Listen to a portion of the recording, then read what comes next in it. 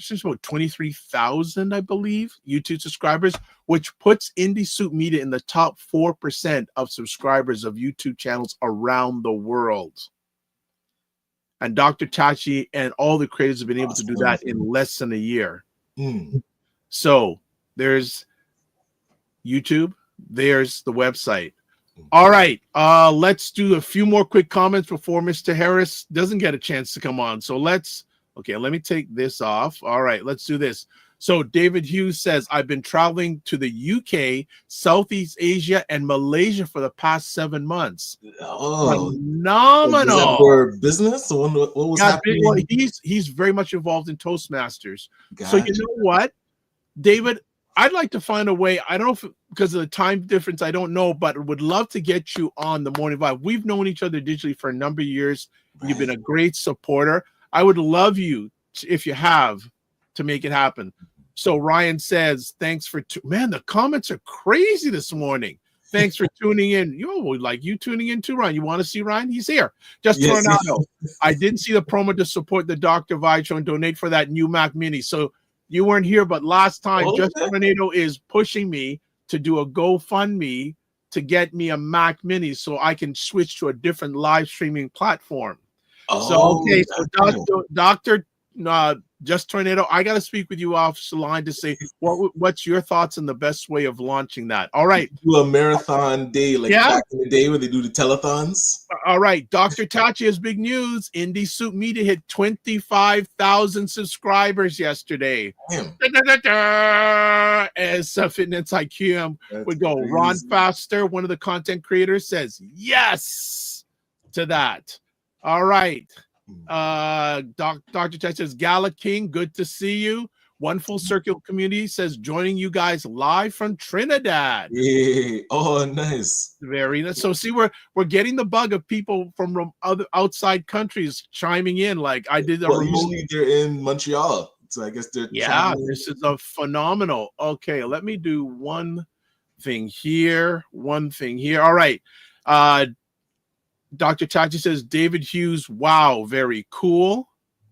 GoFundMe, Fitness IQ, I will email you and let's do it. Yes, and then Fitness IQ Cam, you made the sound as I did the celebration reaction. Yes, I copied you. So there you go. All right. Nice. Family, it's the second Friday of the month, but he's always available on any Friday, any day. Wayne Harris is in the house. In the house. What's going on?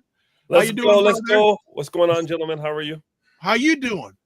Buddy, I'm back. Came in from Cuba on Tuesday night or Wednesday morning, more likely. It was fantastic. First time to Cuba. You're kidding. Buddy, I didn't want to go. I was afraid of the food, guy. I was afraid I was going to have to bring but that's the main thing people say is the food. Buddy. But how did you compare it to, because I remember you said you've been to Hawaii before. How would you compare the two? Water was better in Cuba. Okay, really? I'm a Caribbean Sea kind of guy. And to be honest, when I went to Maui, the water was colder than expected. It was in March timeframe. Gotcha. It was a little bit colder. But let me tell you, where we stayed, Malia Veradero, this hotel was on point. Super clean. Food was on point. A la carte restaurants. They're rationing toilet paper. You get one roll in your room, and you better govern yourself. Wait, one roll for what, the week? No, but they tried because we don't get our room cleaned every night. I think that's a waste of time. Just make your bed, bro, and keep it moving. Yes. But pleasantly surprised. We did the little upgrade, so we got access to a private lounge, private check-in, and more a la carte reservations. And small, family friendly. If you got little kids and whatnot, you're good to go. And the beach was right there, and the beach was nice. Couple of days, big waves, but other than that, it's very cool. And my big epiphany was actually seeing Havana for the first time. Wow. Yes. So went in there and did a tour guide. Shout out to Jorge. He was fantastic. Yep. He said he made $50 a month as a civil engineer. Wow. And now as a tour guide, he makes US, Canadian, and euros. So it made more sense to be a tour guide on the tour buses than to be a civil engineer with the government. Wow, that's wild. You know, very wild. I went to Cuba a number of years and I really enjoyed it. And when I was in my meat eating days, one of the best steaks I've ever had was at the resort I was staying in Cuba. And we had a gentleman there too who took us around, did Havana. I really enjoyed it. I know lots of people food. Yeah, well, you know, all right, but I had no difficulties with it. On the new diet, you know, shout out to the Energy Shack. On the new diet, food wasn't really a concern for me because the amount of sugar and stuff that they had going on there, I wasn't partaking in that. And for the first time in my life at an all-inclusive resort, I did not have any alcoholic beverages. Okay. That is a testament to dedication. Carolyn Nichols, man, she has spoiled me because when I say the rum was pouring, and the espresso was pouring, they're probably walking by with it to give you like every half hour. A half hour. Listen, there's something called the Road to Paradise or the something to Paradise, and it's 3 things in Cuba. You have to have coffee, rum, and a cigar. Yes. Okay, gotcha. And I did none of the above. Wow. But I watched people do it all around me. And it was really, really cool. So it was 5-star. The toilet paper thing, every night she would replace it if you got the room clean. So we would, you know, listen, I was down. We went to one place. We had to pay her to use the bathroom at one of the stops on the way to Havana. And she gave me 4 sheets, bro. I'm 6'3", bro. 4 sheets. Listen, I've become ninja level with toilet paper. So now I come back home. I'm taking the same Cuban 4 sheets. Costco's not going to see us for toilet paper for a little bit. Listen, you had to take the sheet and split it into. Buddy. You're not even joking. It was real. It was real out there in the streets. That's serious. Okay. Well, goodness. Good to see you. Good to have you back. And Wayne, we got you want to talk about a myriad of conversation topics today. So you're back, I guess. Man, there are so many comments today. Okay, so Wayne, we're gonna get you to your first subject. People are making comments. Well, you know what? Because of what you said about your sheets, people are talking about that. So let me do it quick. Frequency Event Promotion says, congrats to your online tallied achievement to Dr. Tachi. Seniors K says, congrats to Dr. Tachi. Fitness IQ Cam says, hola, Wayne. She says, no, not because of the food. So that's why she doesn't want to do Cuba. She says, LOL, not because of the food. My producer is lost on this. Okay. All right. Frequency Event Promotion says, Toastmasters really not talked enough. It's a great thing. I did it for 18 years. Yeah. Oh, nice. I did it for a number of years too. And when I was working at TELUS Mobility, we launched the TELUS Vocal Mobility chapter of Toastmasters. There we go. One Full Circle says, please reshare the link for Dr. Tachi. I will put that in the comment section. C Nurse K and Frequency Event Promotions. Thank you, Dr. Tachi says. Frequency Event Promotions, Dr. Tachi, you're most welcome. Now here comes the toilet roll now stuff. Dr. Tachi, 1 roll. I hope they have bidets. they did have a bidet, but I've never used one, so I was afraid I was going to have splashes all over the place. I was like, I don't know, buddy. I need to watch a YouTube video on the bidet and how they use it. I've never used it. I've seen them. We have Italian friends. We go to their house. They all have bidets. I'm like, I don't know how to use this thing. Yes. Okay. Well, with splashes, that's what room service is for. They'll take care of it. All right. Frequency Promotion says, sounds like 5-star accommodations. Wayne Harris minus the toilet paper. Oh, I'm going to bring rolls next time. I'm not paying. I'm bringing my own rolls. For when I go to Havana next time, I'm bringing my own roll. I'm going to say, look at my roll. I don't need to pay you any money. Yeah. All right. Now, hold on. So if you wanted extra, you have to pay for it? Or if you went outside of the hotel, you were at an excursion and you wanted to go to a public bathroom, there was somebody in there handing you 4 sheets. Wow. Oh my God. For Cuban pesos. Yeah. Okay. We'll talk about that in a second. The peso and the dollar. there's a person. If I say the name wrong, it's my head, not my heart.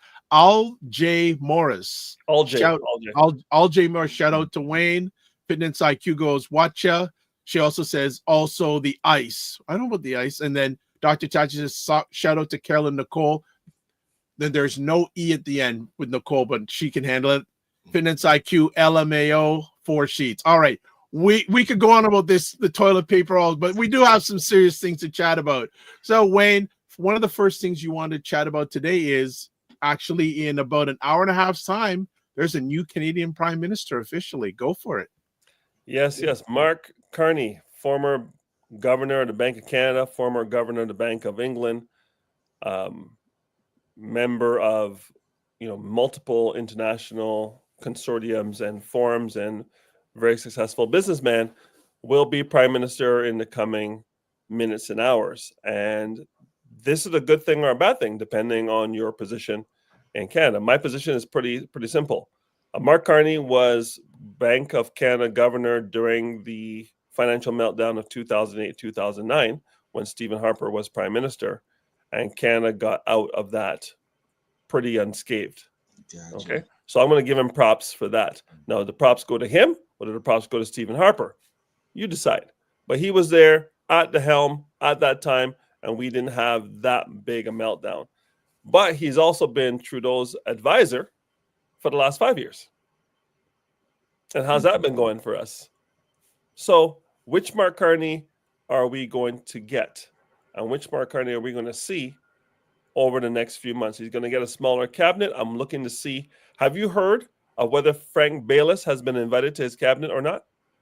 I have not heard that. Yeah, so if we can get someone, just Freeland was invited as transportation, yeah, which is kind of interesting, from Deputy Prime Minister. But yes, I really want to see how he operates with Trump in the next little while he has the power he has, because Trump, like many other countries, know that we have 4 and 5 year election cycles, or 4.5 year election cycles, so they can just wait out Carney, because Carney's mandate is really until October, right? I believe he can delay the election until September of 2026, so he can cook for the next 18 months if he wanted to, or he can get the people of Canada to give him a mandate, which would give him 4 years to go up against Trump's 4 years and go up against or with Doug Ford's 4 years. So he's really going to determine with his advisors what makes more sense. Does it make more sense to start something you may not be able to finish because you have an election and you're no longer the prime minister, and now the new prime minister comes in and he wants or she wants to change what they want to do? We're assuming there's 3 leaders right now. There's Carney, Poilievre, and Jagmeet Singh, and those are the 3 that are going to go to battle for the prime minister's chair this year or next year. Mm-hmm. Does it serve Carney to do it faster, so Trump knows that he has the mandate and a majority mandate for the next 4 years, so they can really have negotiation? Or does it serve him to try to fix this now while he has the mandate without an election, and then do such a great job? People say, yo, this is the guy for us. And then he gets the majority mandate he needs, because he and Trump have come to a conclusion that serves both countries. Yeah, and that's why it seems weird to me that he would call an election so quick. One, because if he does lose, which that's been the polling and everything saying the Conservatives are going to come in for sure. So he'd be prime minister for 2 months. Right. Who would want to sign up for that? Now, what polling are you looking at? Because the polling that you're seeing lately, the Liberals have been in the graveyard for at least a year. Yeah, now they're trying to say that it's coming back, but a lot of polls are showing that they're even. That's still like lose territory. Because why do you say that? Even? That's not good enough. Hold on a second. Okay, so if the Conservatives get a majority, who is the NDP going to swing with?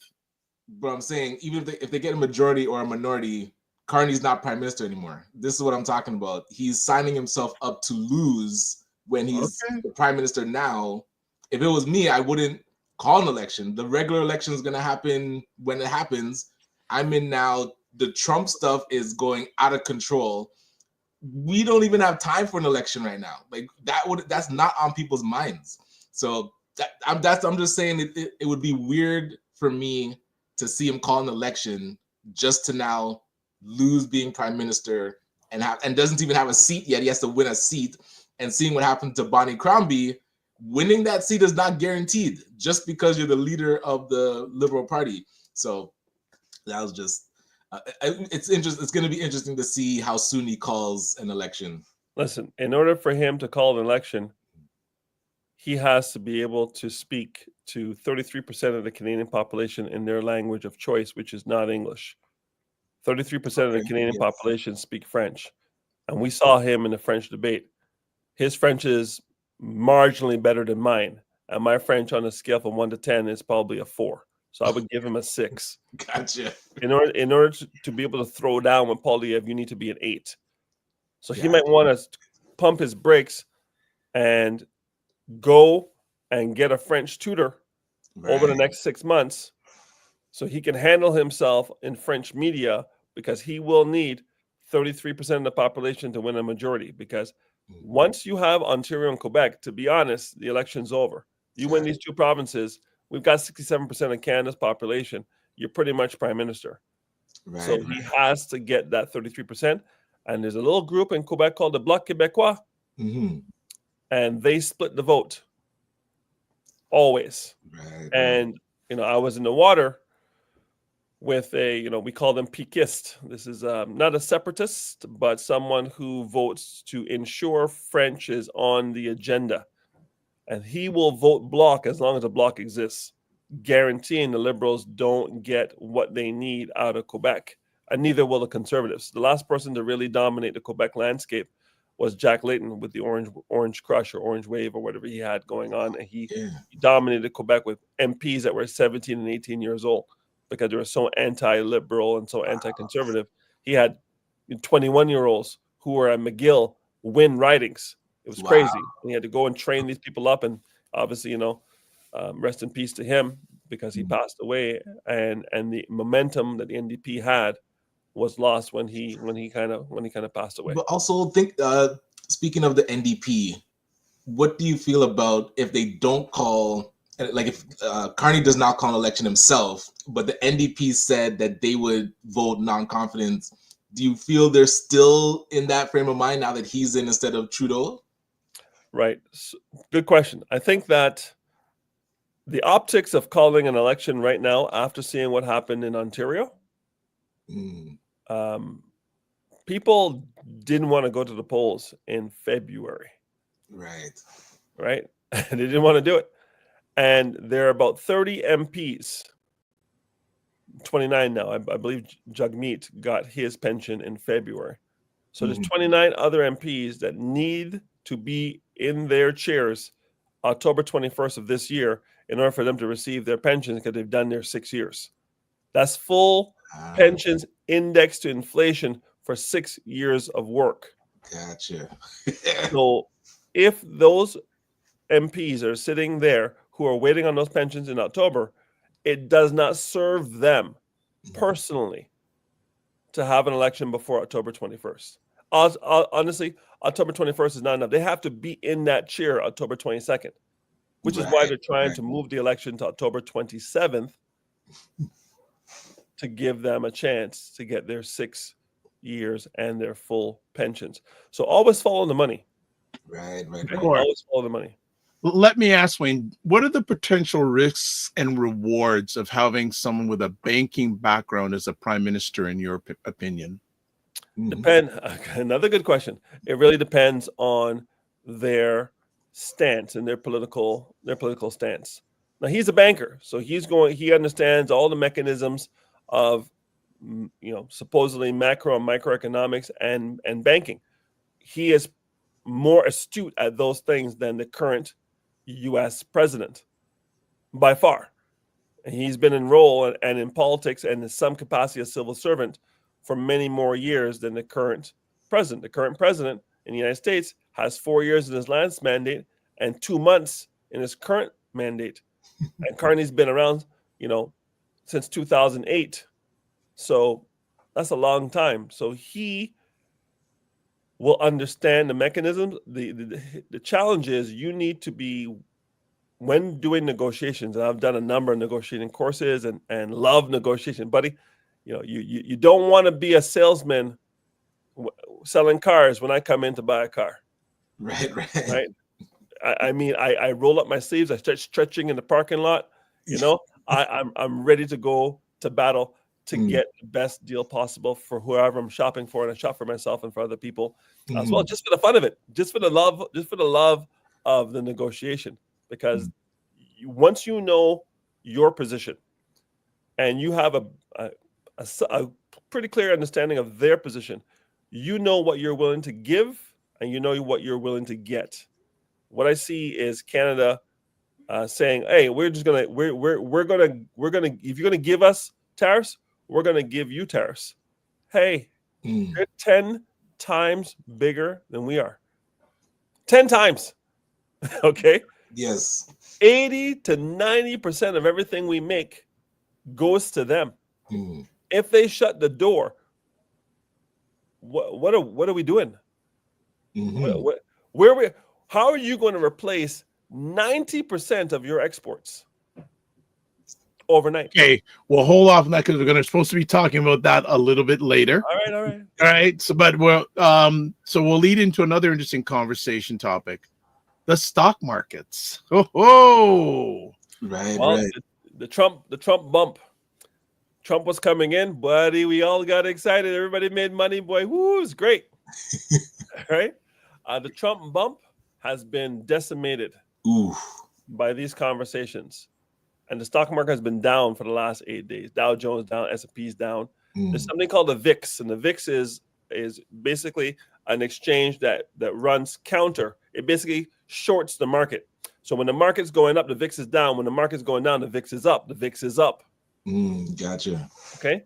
So the market is like, this is no bueno. Right. Guess what? When the market is down, who is that good for? Think about it. When the market's down? Buy the dip. Buy the dip. Dip. Okay. So what category of people have the funds to buy the dip? The oligarchs and the billionaires. Boy, they're winner, chicken dinner, Dr. Vibe. Right. So when you come in as a Republican, and you can go do your own history on Republican governments and the recessions that happen when they're in power, because those recessions benefit who? Those people who have the money to buy the dip. Because guess what? When we had Black Friday in 1987, I was in university and the market crashed. I said, I'm going to go play basketball. You know why? Because I had no money. I couldn't buy the dip. I didn't even know what a dip was. And I was studying business in 1987. Okay. Shout out to everybody from Concordia Stingers. All right. We had another recession in 2000, Y2K. I was laid off during that dip. Okay. Did not buy the dip because I was laid off during that dip. I had a wife, and a stay-at-home wife, and 2 babies. And I got laid off in that dip. Did not buy that dip. 2008, we had a dip. I was at Microsoft. I bought that dip. Okay. Oh, buddy, I had the cash, and I went all in. It was fantastic. Guess what happened again in 2020? We had a dip, little thing called COVID. I bought the dip. It was good. Right. I'm buying the dip now. I'm buying the dip now because guess what? I'm not retiring in 3 weeks, 3 months, or 3 years. I'm retiring down the road. That means I can buy now and wait for this thing to do what it does, cook, and it will cook at 11 to 13% over time on average since World War II. I bet on the U.S. market every time, and it's going to do what it does, cook. And when it cooks, I would have bought cheap. And you'll remember this podcast, March 14th, 2025. I said, I bought the dip. I'm telling you what to do. You got to come and get a financial needs analysis with me, and we'll see if it makes sense for you to buy the dip. But I am buying the dip.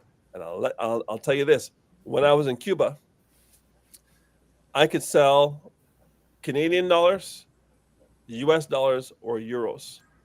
Mhm. Let me tell you, the Canadian dollar could have been used for toilet paper.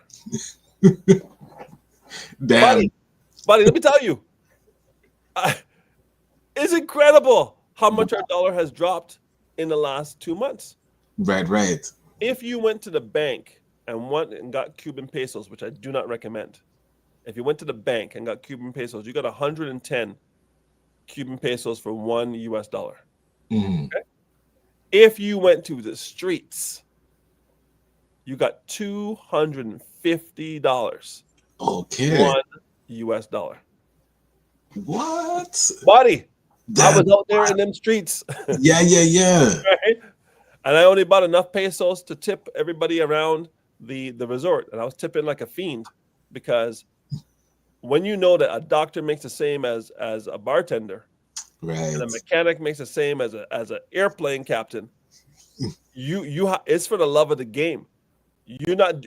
When people are passionate or only have the opportunities, and you know me, I'm doing my color spectrum. I'm looking to see who's in charge and what they look like, and who's Yeah, at the bottom of the food chain and what they look like. In Cuba, which is supposed to be a non-racist place, Mhm. yeah. Let's just All say, right. yeah. Let's just put a break, because it's gonna catch up on a whole pile of comments. Go Gotta ahead. get rid of the bidet comments finally. So Fitness IQ Cam says, first time I used a bidet was in Japan, Korea. And she says, David Hughes talking about he's done Toastmasters for 23 plus years and Good. still passionate about it. Mhm. Again, another bidet comment, 4 sheets. My God, today. Dr. Tachi goes, I hope your Mark Carney has the patience for the job, because the U.S. is something else. David Hughes, and this is why it's great to have a global audience, says Australia and Canada are facing the same obstacles with the 47 admin. Though both our countries are strong, together we are stronger. What is up, Mark Lewis? Hope you are fine and safe. Good to have you here. Office of the Tim Frey. Tim Frey, good to have you here. Fitness IQ Cam says, however, Warren Buffett has been holding cash. All Okay. right. This has been holding cash. David Hughes says VIX is an acronym for the volatility index. Okay, gotcha. Okay, there's a question. We'll get to that in a moment. Officer Tim Frey says the resetting of the market is happening. Get your teams together and start buying. Of course, you need cash. Mhm. David Hughes says 20,000 investors bought Bitcoin recently at 100,000 K. It's now worth 80K, but in the long run, it's going to go back up. It's going to go back up. Let's see. David Fitness IQ says David Hughes, people love to buy at the all-time high. That's when it's then when it's dipping. Yeah, many people like to buy high. They don't like to buy the dip. Yeah. And then, Doesn't make any sense. Emotional. yeah, it doesn't make any sense. If something is not on sale, why would you buy more? Exactly. Right. And right. one full circle has a question for you. Should we buy Tesla stock? Will it go back up? What are your thoughts? Buddy. Let me tell you, Teslas are made in the US. China has a little company called BYD. Yes. Yes. And these cars, Mhm. bro, they're unbelievable. And they're half the price of a Tesla. But there's 100% tariff on these cars. Because if these cars ever land on our shores, it's Tesla- over. Yeah, for Tesla. all North American companies done. Buddy, these things park themselves, drive themselves. Unbelievable. And do it for like less than 60 grand. It's unbelievable. BYD is a force. And now that Elon has chosen his political stance and has been very public about it, well, guess what? Do Republicans buy electric vehicles? They're gas all day, diesel all day. You know, let's start drilling, drill, baby. Yes. The Republicans don't drive EVs, bro. Democrats drive EVs. Well, you've just shown that you're in alignment and running Doge for the 47th president of the United States. Well, we have a problem with that as Democrats, and that's why sales for Tesla are down, down, down. And the Chinese competition is up, up, up. I almost went to the car show. I was going to go, but I'm like, oh, too many people. I can't do it. Too much walking. So I don't want to do it. But let me tell you, Tesla was ahead for many, many years because of the cachet and the branding. But let me tell you, Hyundai is not playing. Right? Hyundai is not playing. And BYD is not playing. And neither one of those cars are made in Canada. So Tesla is going to have some challenges for now. I don't know how, I think with them, their saving grace is a few things. First of all, Elon has a pipeline right into the U.S. federal government, 100%. right? So that's going to be helpful for him because, and I think another thing too, when they release the driverless car, especially for taxi service, they're gonna. So I think long term, yes, but in the short term, like I said, if that BYD comes in, it's over. It's 100%. Over. But a lot of Tesla is tied to Elon's brand, though. So that's where, if he stays this course, it's gonna be. But the thing that he did that was really smart is he's built a lot of the infrastructure. So now, electric vehicles that are all being built and people are getting a Hyundai is doing better, BMW, whoever. They have to plug into an infrastructure that he's built. So if Tesla's going to use that kind of long game being the infrastructure, that could come back. But his brand is stock is down 20%, bro. But I think again long term. So just catching up on some more comments. Office of the Tim Frey, Wayne, why are you retiring? Warren Buffett is 94 years old. Come see me on the beach in Barbados in 20 years. I'll still be an entrepreneur. LOL. Nice. Frey, I'll see you on the beach because you know I'm not going anywhere. All right. Dr. Chachi says black market always gives more, but it's not great for the company's economy. Good morning, Mini on Cam. Good to see you. Dr. Chachi says, yes, BYD. David Hughes, not me. It sounds like you're probably saying not me to an electric car. Tim Frey saying, I'm working on bringing BYD to Barbados. That would be listen, all Caribbean islands, if electricity wasn't $1 billion a kilowatt, would benefit from electric vehicles. But the infrastructure for solar and something I did with a consortium a few years ago in Barbados, the powers that be don't want competition, my friend. They don't. I know. They talk a good game in public, but when you actually go down there and say, hi, I'm here to help, they go, no, we don't want any help. Thanks. Go back. Right. But did you see the car in Zimbabwe that was launched? Yes. That doesn't need to be recharged and can power homes. Yes. So, Dr. Tachi says, my sister says they have them all over Malaysia. Mignon Camp says, self-driving cars still crash into the big trucks. Fatty says, thanks for putting up Indie Soup TV, Doctor. Okay. Okay. Ron Foster says Elon has a pipeline for now. And also Dr. Chachi says, exactly, Ryan. She says Felon, not Elon.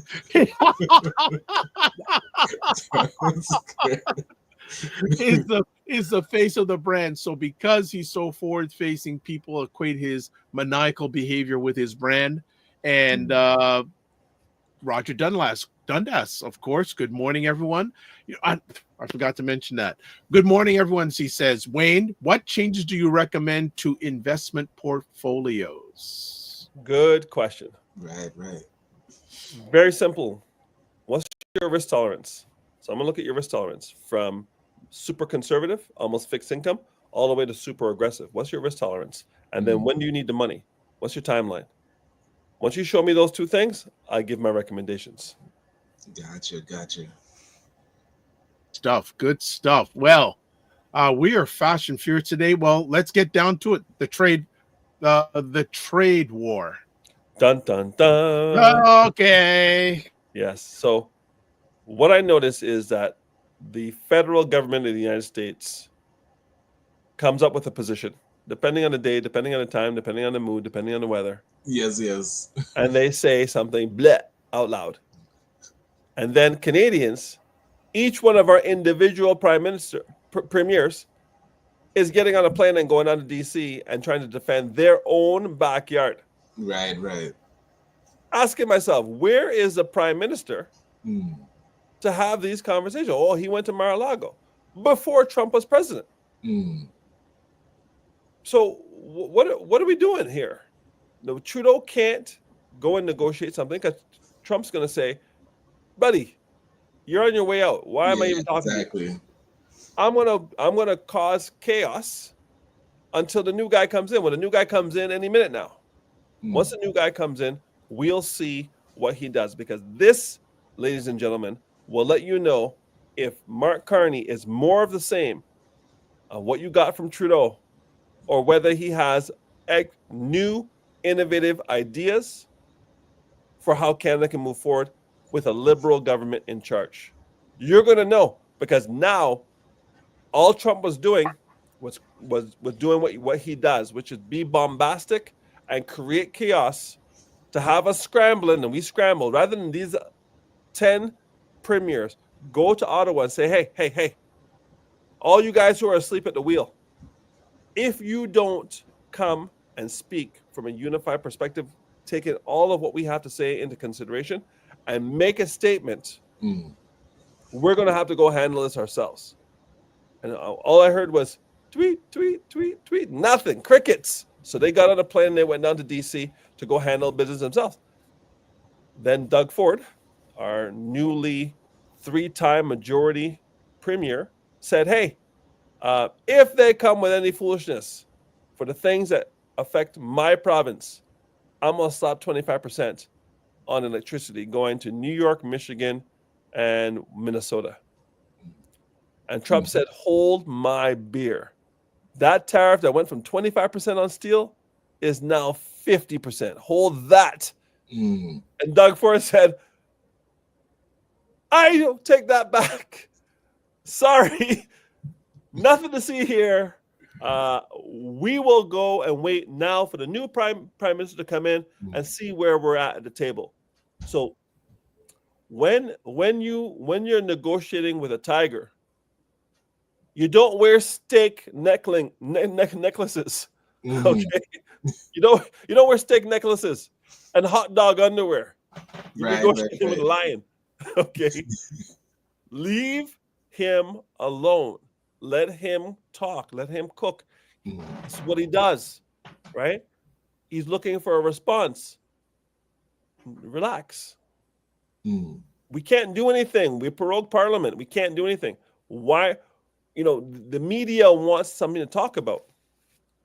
But while we're all distracted with trade wars, 25, 50, 100%, this, that, the other thing, what's happening to the market?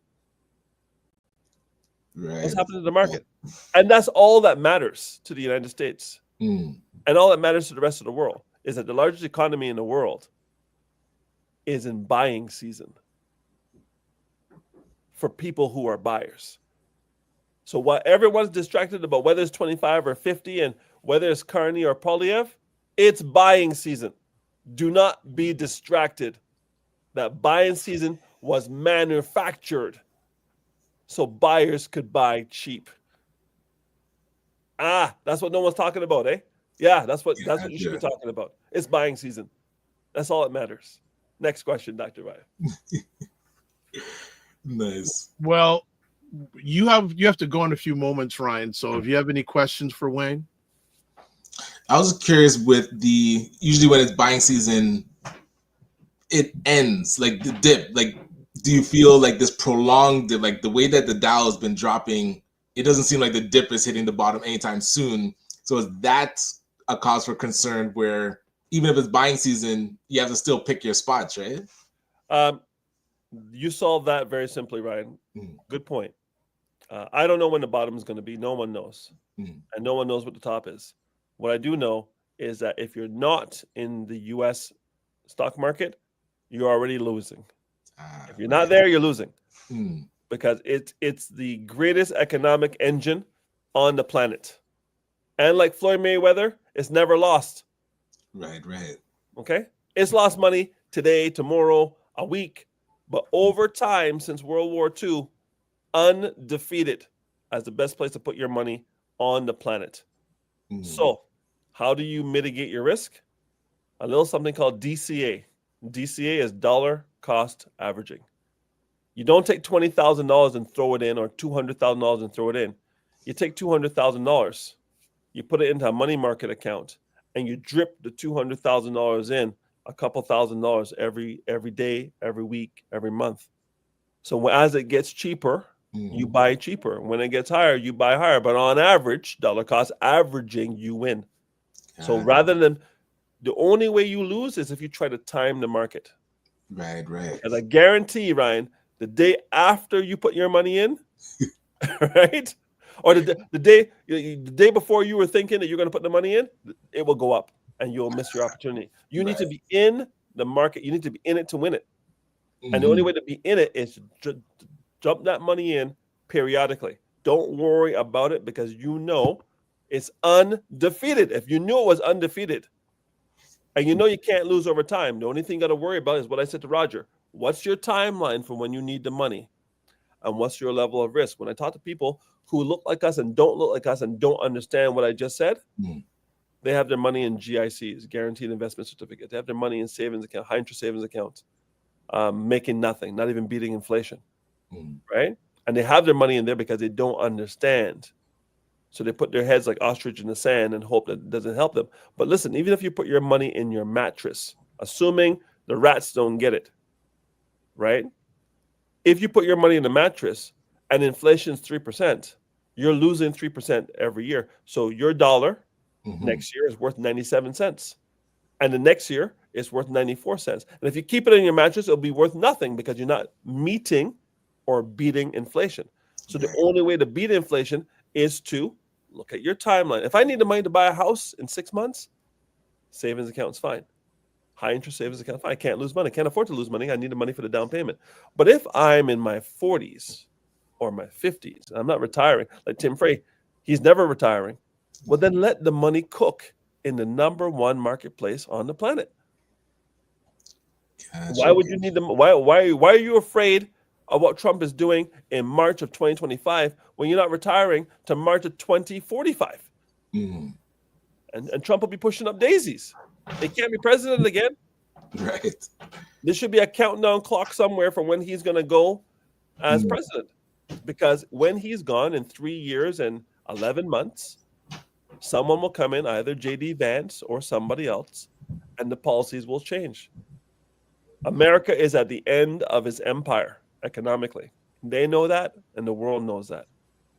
So they're fighting tooth and nail to repatriate manufacturing jobs, or so they say, because they can close those plants anytime they want, eh? Right. Yep. Anytime they want. Hey, Mexico's right there, Canada's right there. Why do we have GM in Oshawa? Why do we have Mexico?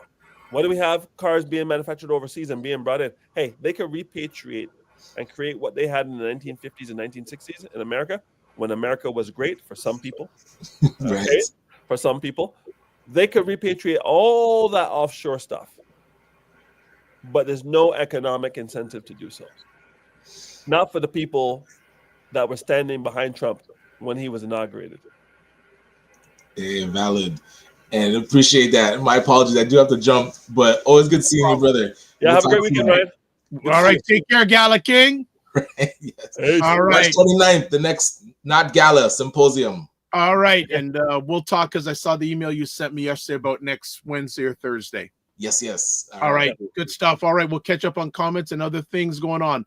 Office of Tim Frey says, have you looked into Ivani E4 car in Atlanta by Derek Automotives, the first black electric car manufacturer in the USA? Yes, saw it on IG, and the cars are beautiful. Very, very impressed with the look and feel.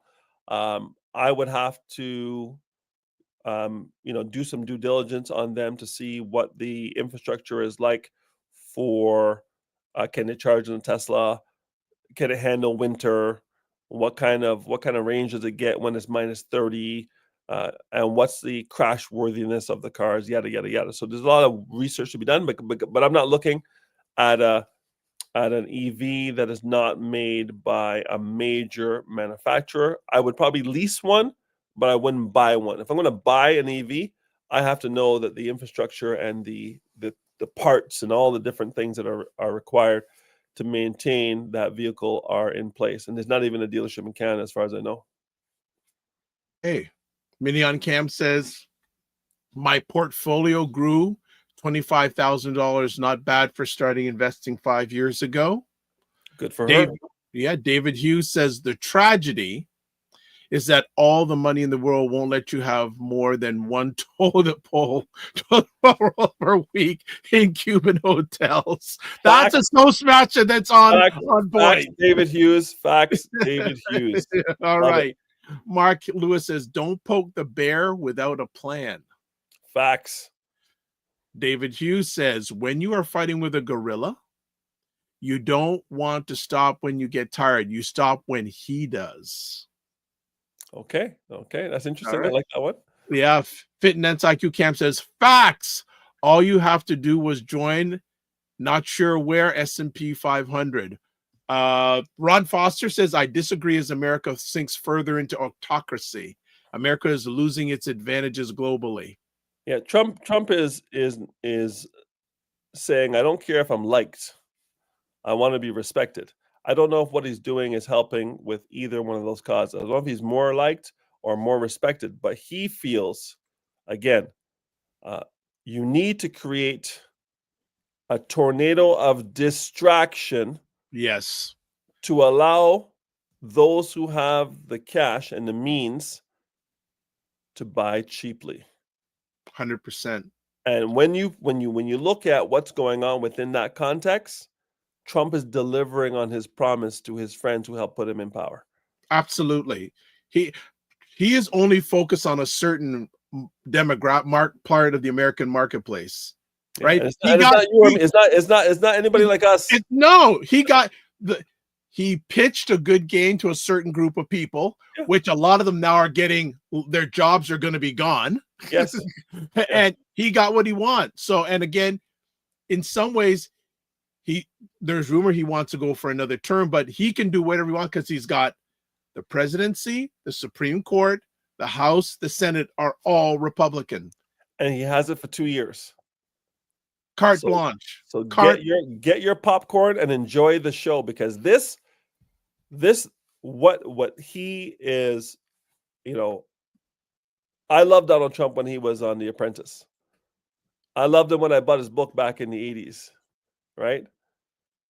He's the same guy. He's just marketing his perspective to a different group of people. Same brand. He's always been the same. Yeah, and listen, I am when you think of a wealthy American who is a little bit over the top, he's a poster boy. I've got no disrespect for someone who manufactured his persona to get what he wanted, and he's doing it in public, and people are seeing it. People agree or disagree, but he is who he is. He told you who he is, and you voted for him. So God bless you. Enjoy the ride. Okay, Minion Camp says, that's why I love my government match on registered disability savings plan. The boost, that boost has helped me hit the milestone of $100,000. It's only up from here. Ron Foster says, Trump, I said his word, 47 is not leaving. Okay. I don't like. Yeah, well, you know what? Whether he leaves or he doesn't leave, the impact is it. Done. It really is. What are you doing? Exactly. To protect yourself from any eventuality in the American economy? What are you doing to insulate yourself? Because there are very simple things you can do. One is, don't have all your eggs in one basket. Canada put 80% to 90% of his GDP in the American basket, and Trump dropped it. Bang. And I'm like, go ahead. Mark Lewis says, agreed, but not Tesla. Office of Tim Frey says they have patent protest generator that continually generates electricity for the car, so the Ivanti E4 can plug in but doesn't need to. Very cool. I haven't looked into it. We are such smart people on this show as always. He's a good Bajan. He's a good Bajan, that Tim Frey. Ron Foster says there is some truth. I don't know what the rest is. Dr. Tachi says he appealed to the lowest common denominator, who don't have the critical thinking skills to understand his end game anyways. And that is what makes him a populist leader. Yep. And that is, you don't need to be rational if you believe that someone represents you, or you aspire to be like them and you think you have a chance to be there. You're not going to admit to yourself that you should be singing Kendrick Lamar's song, "They're Not Like Us." That's what Trump is singing to those people who voted for him. They're not like us, right? You saw the people who were standing behind him. It wasn't Joe the plumber. Nope. Okay, they're not like us. And what people have is an aspirational view that Trump is going to put things in place to give them the chance that they could not manage under his last presidency, Bush, Reagan. Everybody else came before them. They couldn't get it done. But under Trump, they're going to get it done. They have a chance. But here's the joke. His tax cuts aren't going to help many of the people who voted for him. That is correct. And they're not supposed to. But Wayne, doesn't it go back to the old days of Ronald Reagan, the trickle-down economics? It's 100% what it is. And it didn't work then, and it won't work now. But the okie doke is in, and God bless him for playing along. Dr. Tachi says New Yorkers, though, have always known that he is trash on wheels. It's a little bit different when he lives among you, and it's not just it's not just a television personality. Ron Foster. Trump is many things, but Trump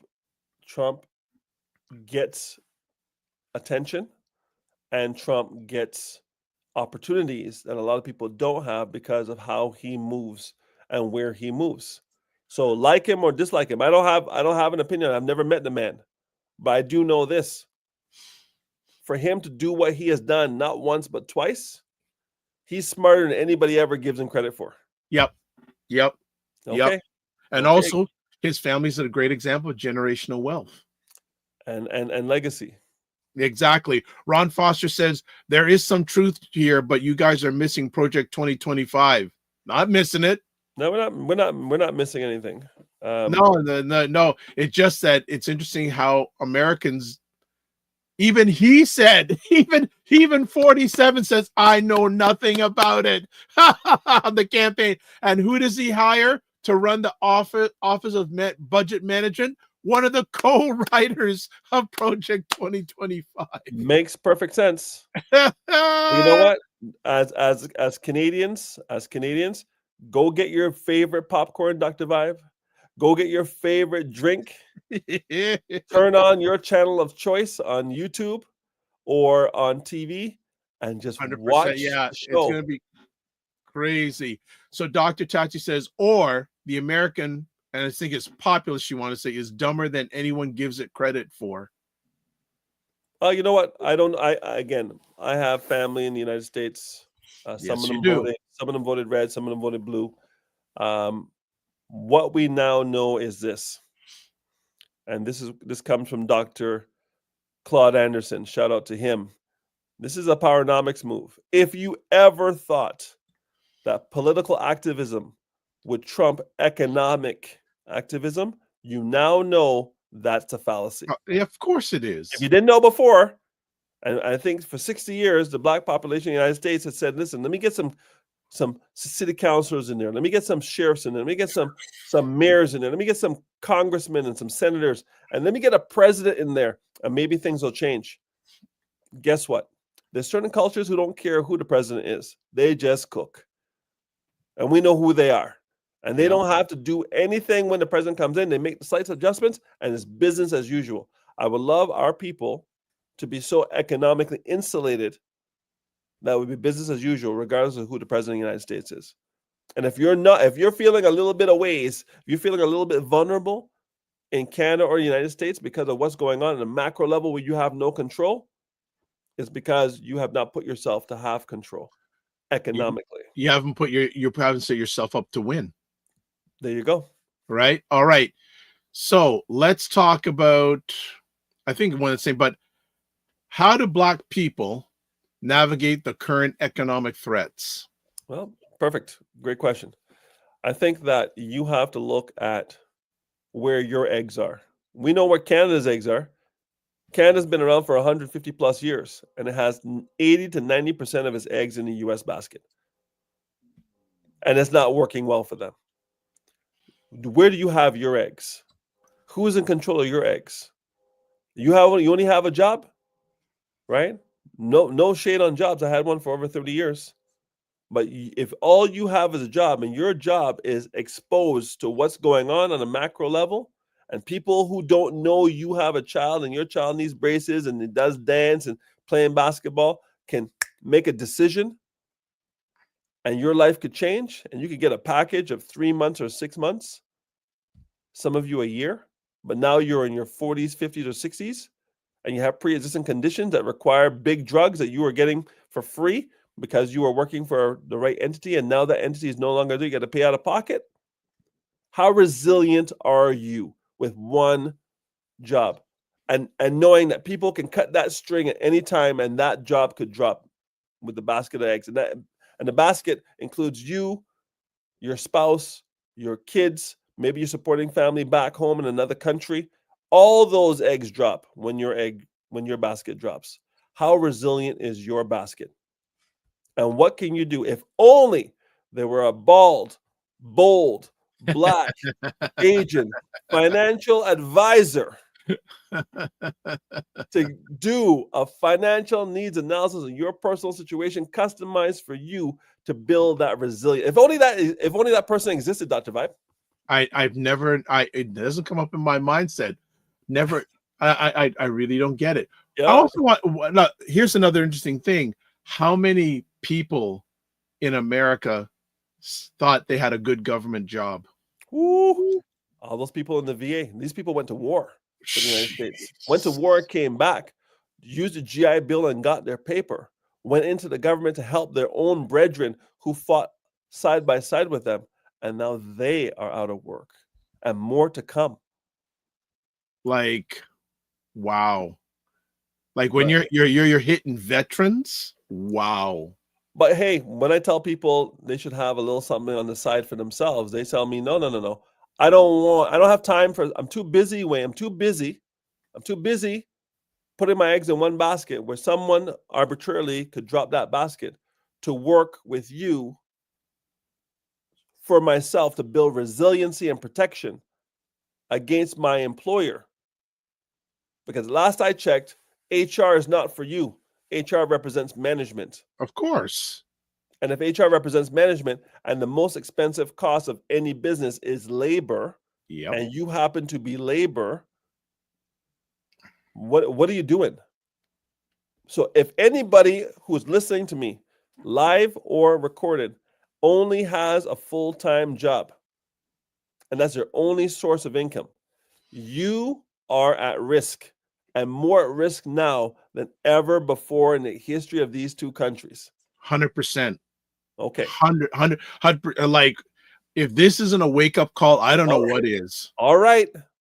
I really, I don't know what is, if this isn't a wake-up call for everybody. My question for you, Wayne. Okay, some more comments here. Fitness IQ Cam says, LOL, make sure the popcorn is Canadian. Yes. Mark Lewis, interesting story this week about how his grandfather started a family fortune with a brothel hotel in Canadian West during the Yukon Gold Trust. Are you talking about 47 there? I wouldn't doubt. Sounds like it. Yeah. Sounds like it. What? The Kennedys were running moonshine. Exactly. Come on, everybody. Exactly. You know, the only people who play by the rules are us. Anyway, that's for another story. Yeah, but here's another question: what suggestions do you give, I guess, two groups: parents with kids, Yep, and those who are in post-secondary institutions or just graduating from post-secondary institutions? yeah. I'm getting a lot of calls from people who are asking me for internships. Hey, Wow. do you know anybody who's hiring for internships? My son is looking, my daughter's looking. Hey, do you know?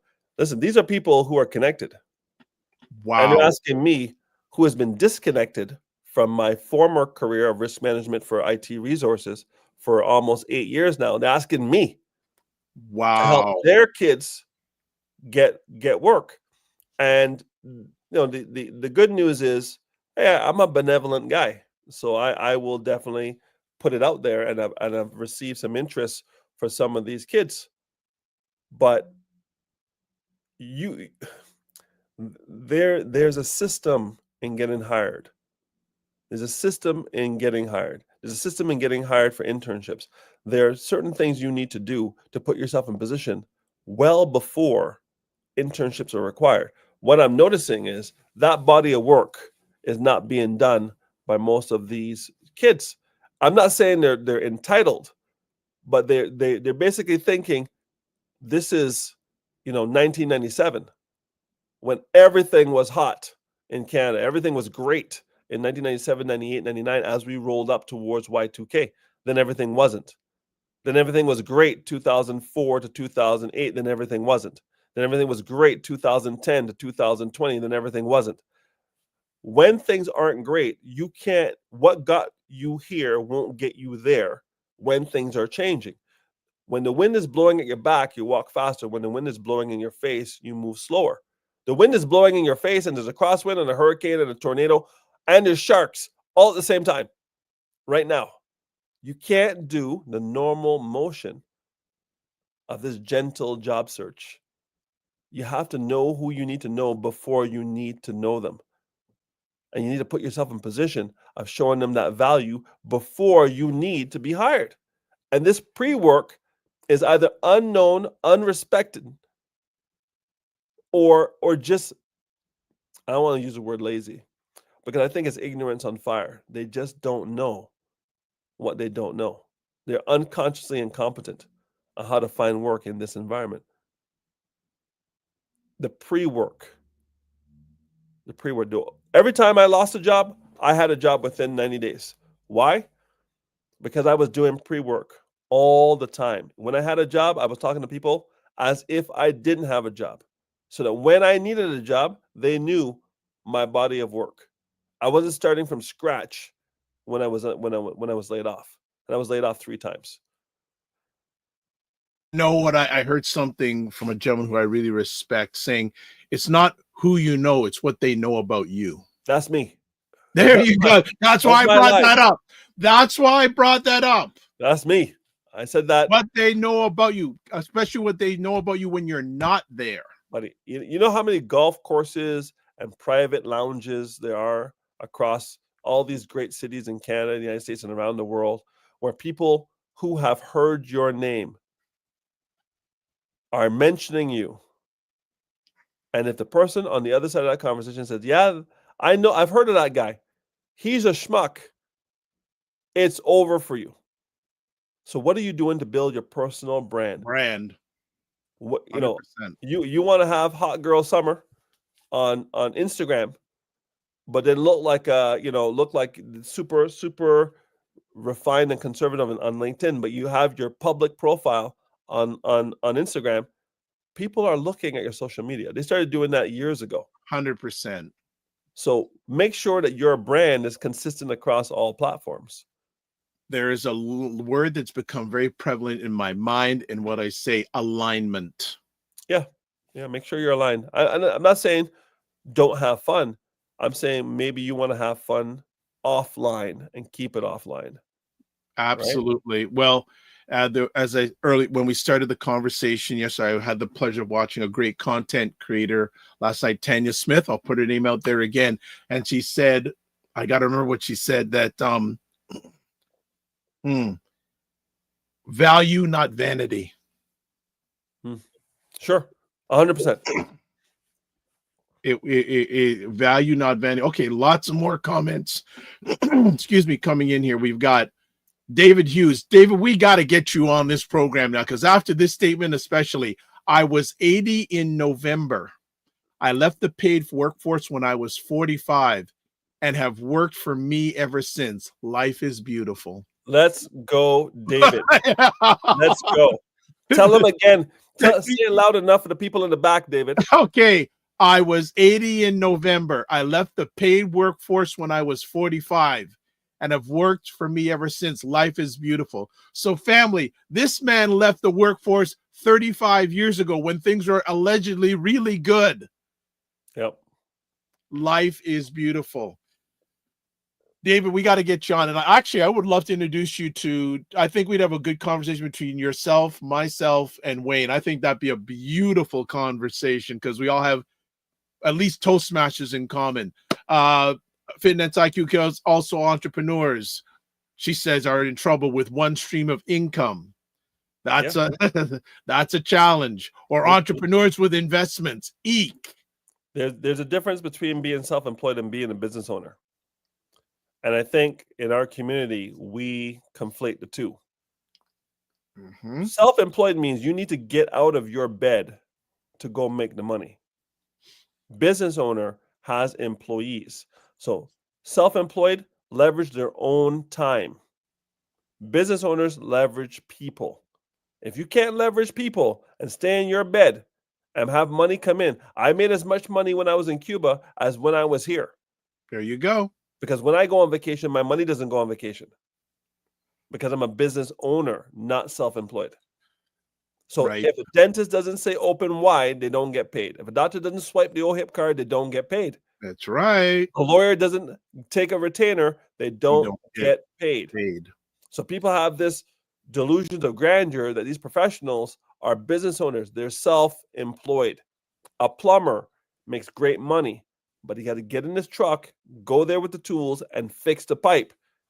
Now, a plumbing company that he owns and has a roster of plumbers, and all he is doing or is paying someone to dispatch, he can be in Cuba with me.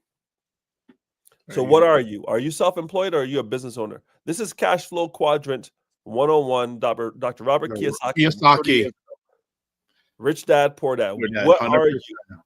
And stop being delusional. Be objective reality, not delusion. What are you? If you're self-employed, let's admit it, and let's put systems in place to make you a business owner if you want to go there. But if you want to stay self-employed, that's fine.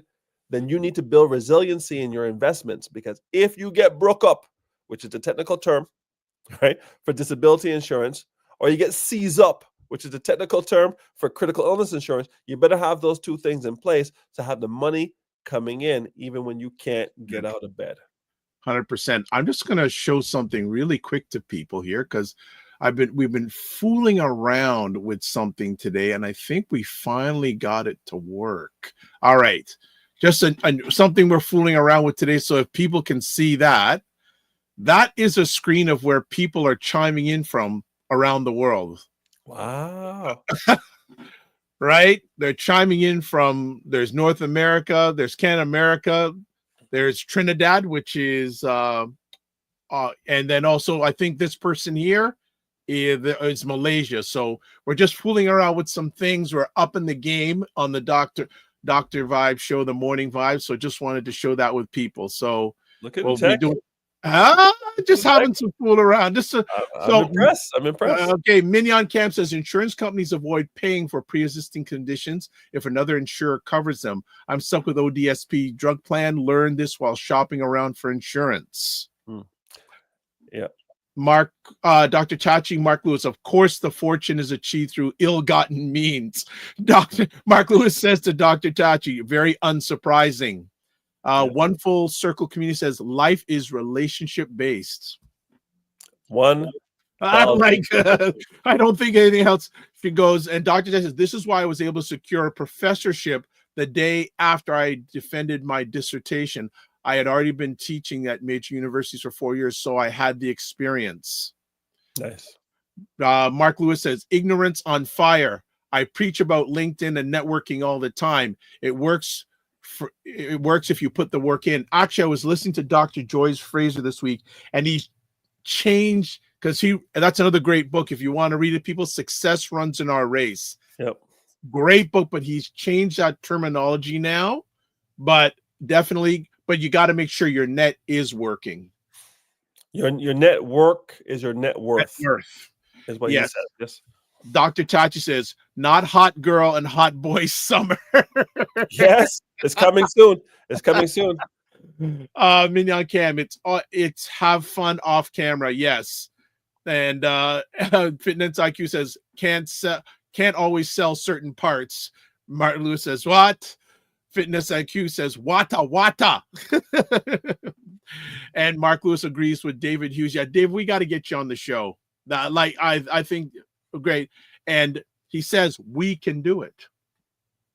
Listen, if you're 80 years old and you're living your best life, 100%, and you have more money than month, because most people in Canada have more month than money, right? It's not a good place to be. And if we're going to live, my father lived to 90, and he was born in 1933. Wow. So those of us born after him should go well into our hundreds if we take care of business. Will you have enough money to maintain your lifestyle with no money coming in? And for how long? That's the question, or the questions that I answer and put a plan together to get you there. Because listen, your future self is depending on you to make the right decision with your present self. I see people driving cars that are worth more than they get paid. For what? To impress who? Status is buying things you don't need with money you don't have to impress people you don't know or like. That is one of your keys, your key statements. You know that. Listen, I'm going to tell you, people are still out there trying to find work based on the first intelligence, which is IQ. If you work in a place where it is STEM oriented, and you're going to be Sheldon Cooper, who has no emotional intelligence by his own admission in the Big Bang Theory, but because he's so good at what he does, the technical aspect of his job, they put up with all the other foolishness because he's so good at what he does. Most of you aren't that good, but you don't want to work on the other three intelligences. Intelligence number one, IQ. Everybody on here smart enough to be on this call? Good for you. Those who are going to watch on the replay, good for you. IQ, fantastic. Now we need EQ. Hey, do people like you, or do people run when they see you? I have people who run towards me and people who run away from me. Right? Depending on the day, I'm okay with it. But for the most part, I rub people the right way, not the wrong way. Third, intelligence, cultural intelligence. Do you know the difference between a Trinidadian and a Tobagoan? You know the difference between a Jamaican and a Bajan? You know the difference between a Hindu and a Punjabi? You know the difference between a Welsh and a Brit or an English person? What's your cultural intelligence? And then the fourth intelligence is your network intelligence. And this is where people are all dieseled and big in the chest, in the arms, in the shoulders, and got two little sticks for legs. No network intelligence. Refuse to go to networking events. Refuse to collaborate with people. Refuse to add people on LinkedIn and add value before asking for value. Everybody's walking around with a goodwill bucket. And in that goodwill bucket, it could be full. And your job is to pour some goodwill into someone else's bucket before you ask for some goodwill from them. But everybody has their bucket empty, looking for people to put goodwill. Hey, can you get me a job? Hey, who do you know? What?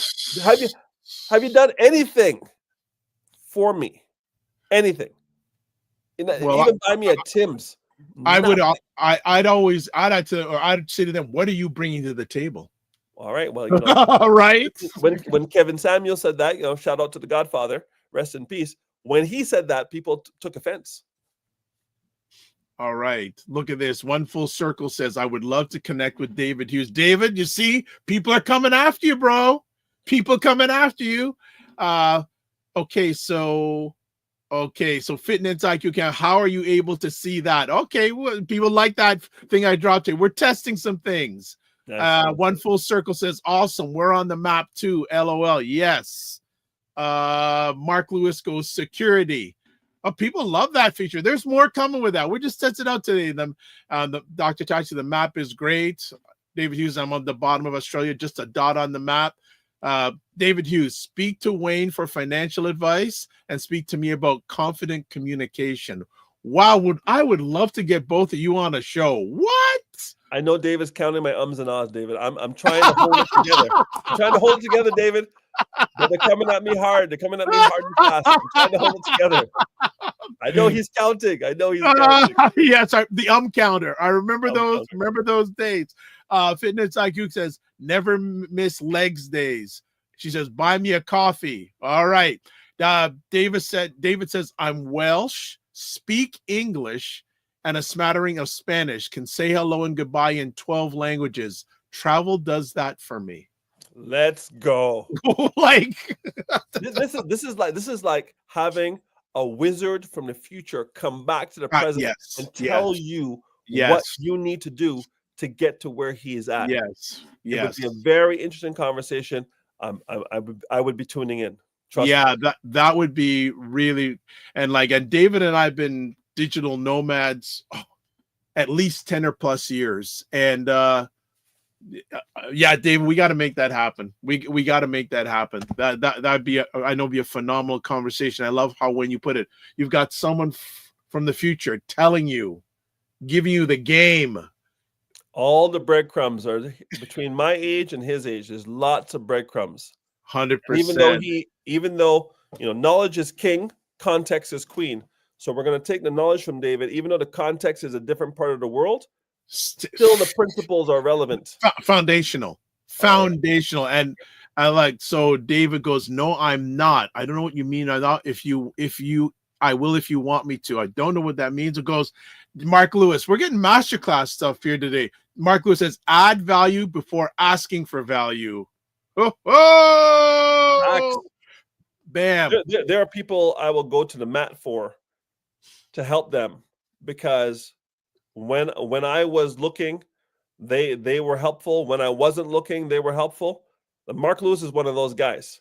Shout out to Mark Lewis, because this is a guy that was always in the right places, talking to the right people his entire career. And I watched him come from a very junior individual to a super senior, black belt. I wanted to go from white belt to black belt in the cybersecurity game. Shout out to him. Yeah, Mark Lewis, good people. And he doesn't tell people what he does. He just does it. Ninja level. 100%. He just does it, and he just lets his actions speak. Full time. Mr. Harris, anything else you want to share today? Because I know we probably keep you past your time. Buddy, listen, I went to the gym this morning early o'clock because I knew I had to come on here and I had to have the energy. I tell you, we are in uncertain times. But guess what? The good news is we're in uncertain times. The bad news is we're in uncertain times. So guess what? Your job is to make sure you're certain about what your value is, what you bring to the table, and what you're going to do to build resiliency around yourself, your family, and your finances to weather any storm that comes, because the storms will come. If you see a sunny day, storm is coming. If you're in a storm, sun is coming. You need to be able to adapt and have the tools in place. And if only you had access to, I'll say it again, a bold, black financial coach to show you what to do from a Canadian perspective. I've got friends in the US who can help you in the US, and I'm sure in other parts of the world we can figure it out. But if you're in Canada and in the United States, and you do not have a plan for yourself to weather these storms and build resilience around your income, talk to your boy. Well, David, thank you. Yeah, no problem. David Hughes says, I'm not counting Wayne's ums and ahs. Good man. And One Full Circle Community says, the One Full Circle Community, OFC community, is based on this concept. We are here to build relationships. This shows, well, Wayne's great. I just steer the ship. You guys are just driving it. Just driving it. I really think with the adversity always brings opportunity. I'm glad Wayne is back, because I have to catch up with him on some things that I need to get some suggestions on him from. I think everyone, if you don't have somebody, ask for an hour of Wayne's time. No strings attached. Done. Simple as that. What? Quick. Here's a quick question I have for you. Say that Trudeau didn't resign and all this stuff was going down. Do you think he would have won an election? Depends on the outcome of the conversations that he's having with Trump. So if we go into full tariff mode and we lose more that we lost from NAFTA and the MCPA or whatever, the last Mexican, Canadian, US agreement, if we're losing ground in those negotiations, he would have a harder time. If we maintain what we have and move forward, fine. We need to do a couple of things. On paper, we need to do a couple of things. We need to stop the backpack of fentanyl a year, because that's what comes out of Canada. The backpack of fentanyl a year that goes in the United States from Canada, we need to stop that backpack. Now, there are trailer loads of fentanyl coming from the southern border, but the backpack of fentanyl that comes from Canada, we need to put a couple $2 billion and put some people on the borders and lock that down and show the Americans that we are taking that seriously. And one person dying from fentanyl is one person too many. So I get it. So we fix that. Next thing we need to do is Trudeau needs to take all the brakes off of building the pipeline going to the BC and going to Nova Scotia. All brakes have to be off because the pipeline needs to go east and west so he can reduce the amount of trade dependency on the United States. The next thing that no one's talking about that was there since I was born in Canada is interprovincial trade barriers that no one's talking about. You want to get a bottle of wine from BC and Quebec, good luck. You want to get something from Ontario, labor from Ontario, you're a plumber in Ontario, you want to do work in Quebec, across the bridge from Ottawa to Gatineau, good luck. All those barriers, hey, we're all the same team. Eh? Trump sees this as the 51st. He didn't say, I'm going to divide each province into another state. He didn't say it's going to be 60 states. He said 51. He said to see the country as one monolithic economy. Well, we need to start thinking ourselves as one monolithic economy. The people in the Maritimes have some value. The people in the West have some value. Ontario has value. All the other provinces have value. We need to be able to move across borders between our country like the EU can move. You can move, work in France. You can work in Germany. You can work in this other country. In Italy, you can do your thing. We need to be able to do that. The fact that you can't buy certain things from Saskatchewan in Manitoba right next door makes absolutely no sense. It's an own goal. We're scoring on our own net. So we're going to fix those things.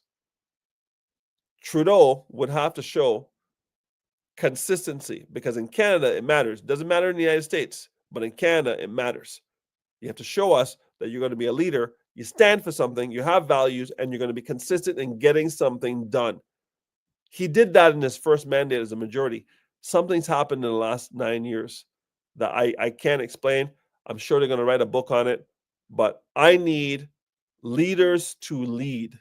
I need managers to manage. That's what you're there for. I need you to do your job. And if Trudeau could do that, he could still be in power. What we were seeing is he was losing the confidence of his cabinet and the constituency. And every by-election he was losing, the magic of his father's last name is walked over. Away. Yep. It's over. Yep. Okay. Mark Lewis says, thanks, gents. And he also says, I thought I was uninsurable until I talked to Wayne. And then Fitness IQ Cam said, but golly, the multi-taxes. Again, tax is the only way the government makes money. Taxes, fees, and surcharges. So in order for them to give up a tax, they're going to have to find another source of revenue. They've never found one because they never had to. Trump is forcing them to have to. So if you want taxes to reduce, new markets, create more economy, you have more people, we can reduce taxes because we have more productivity. Canada has been a very unproductive country for many, many years. The productivity per person is very, very low in this country because we depend on the distance between our dollar value and the US dollar value to make up the difference. And that's why we've been stagnant and have very little growth for many, many years. I'm not an economist. My son is. Maybe I have to bring him on and have him break it down. That'd be good to have. Final comment. David says, great show. Well, for him, it's tonight. And always a great show for me. Thank you so much, Dr. Vibe, Brian and Wayne, and all who are here. I truly look forward to being on the show. We look forward to having on you because I'm going to make sure Wayne can come on and join. We have a nice little round table there. That would be large. Tales from the Future. That's what we should call that show. Tales from the Future. There we go. Well, my brother, look, thank you so much. And I'm glad I'm Wayne. I have to say this. I'm enjoying seeing you enjoy your life. Thank you, man. You as well. Yeah, we are both in our working in our gifts. Yeah, absolutely. Because I look at my dad, 87 years old. He's been in Jamaica since January 8th. Good for him. Just is sitting on his veranda overlooking the city every day, just relaxing. Done deal. That's what you want. Yep, 100%. Well, look, as always, don't just manage your time, manage your energy. Remember to give yourself grace. And if you're not making money, make history, but you are doing both. You're one of those people I know who are doing both, and always make it better. Peace, my brother. Take care. All right, that is it. Woo! That was a conversation, family. That was a conversation today, but always is when Wayne kicks it up. All right, let's do some closing thoughts. Subscribe to the Dr. Vibe Show on YouTube and hit the notification button. Also, like the Dr. Vibe Show on Facebook, LinkedIn, and Instagram. Join the Morning Vibe Discord group. Email me at dr.vibe@thedrvibeshow.com. If you want to advertise your business, product, or service on the show, email me dr.vibe@thedrvibeshow.com. I will. If you want to get a hold of Ryan, you can get him at Ryan O'Neill Knight. That's KNIGHT on his website. LinkedIn, Ryan O'Neill Knight. Instagram at Ryan.99. Email, work with me at RyanO'NeillKnight.com. One full circle. You had asked for Dr. Tatsi's information, so I'm going to put it here. There's Indie Soup TV. You had asked earlier on. I did not forget, so it's there. So take a screenshot of that, or just go to Indie Soup Media on YouTube. You'll be there. All right. If you want to get a hold of me, the drvibeshow.com, YouTube, Facebook, and LinkedIn, the Dr. Vibe Show, Instagram at the drvibeshow, X at drvibeshow, email dr.vibe@thedrvibeshow.com, Blue Sky at drvibe.bsky.social. All right. You can watch replays of this epic conversation, the Dr. Vibe Show, Facebook, LinkedIn, and YouTube, Afro-Caribbean Business Network, and Ryan O'Neill Knight, YouTube. At the beginning of today's conversation, I said we had something big coming up on Sunday. Forgot to mention it, but I'll mention it now. Camille Dundas. Camille Dundas. I respect Camille Dundas so much as a mother, a lady, as a journalist. One of the co-founders of BuyBlacks.com. BuyBlacks.com is Black Canada's #1 online magazine. She and another writer have just finished writing a 3-part series on BuyBlacks.com. A few months ago, there was a story of a number of missing Black boys in the Greater Toronto area. We are going to have Camille Dundas talking about it live on Sunday afternoon. If you're following me, the post is already up. Black Canada Talking, 5 p.m. Sunday afternoon, tomorrow night, Saturday night, or tomorrow afternoon, 5 p.m. Eastern Time. Primetime Saturday with Aisha Lala, and that's another great show. And then Monday night, we have Black Men Can Talk with myself, Paul Osborne, Kofi Morris, and then Monday we have XP Eats that is doing a new way of providing food for those who are food insecure. Live your life as a dream. If you can dream it, you can make it. Sometimes you have to get small to get stronger. Block assumptions. Aim bigger, aim better, aim higher and wider. Love, faith, and respect. And as always, don't just manage your time, manage your energy. And remember to give yourself grace. And if you're not making money, make history. And if you're try to do both. And if not, but always make it better. God bless. Peace to all. Keep the faith and walk good. Peace.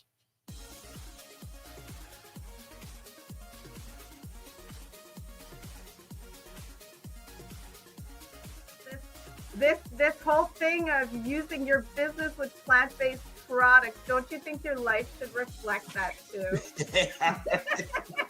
Juke him. Juke him, Carolyn. Juke him. Juke him. The family loves us here because they're saying Fitness IQ Can says put a wig on to get in. God. Oh my gosh. Like the ideas are just coming fast and furious here this morning. What? Okay, look at this. Global Women Ambassador. Good morning. Look forward. Okay.